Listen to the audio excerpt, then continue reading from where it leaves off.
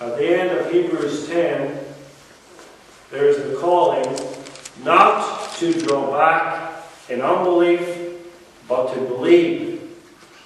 And the Hebrews were in danger because of the persecution and trials which they had received because of their faith in Jesus Christ. They were in danger of drawing back in unbelief.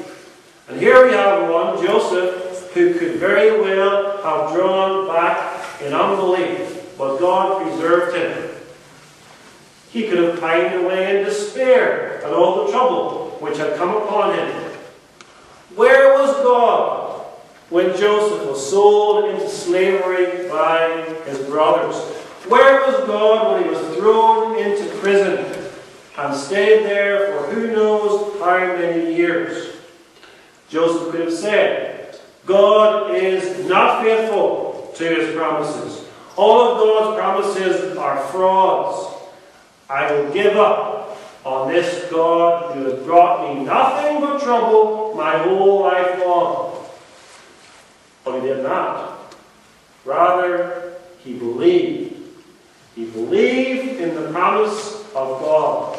He pondered it for many years. And finally, he came to understand that God was orchestrating all of these events to save his church from extinction and to make sure that the promised seed of the woman, Jesus Christ, would come.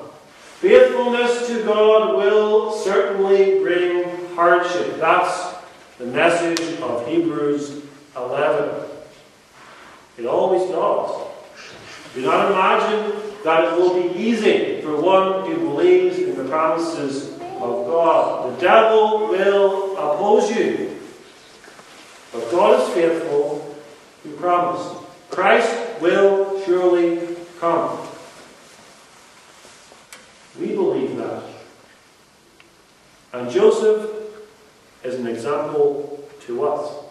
He is a fitting witness in the great cloud of witnesses for us. God shall surely visit you, said Joseph.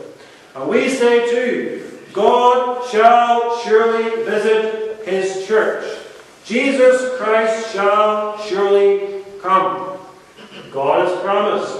We must not doubt, not even for a second. We must not despair when all things seem to be against us. We must not draw back in unbelief in the midst of persecution. Believe. Believe the promise. Believe as all the saints of the Old and New Testaments have done. Amen.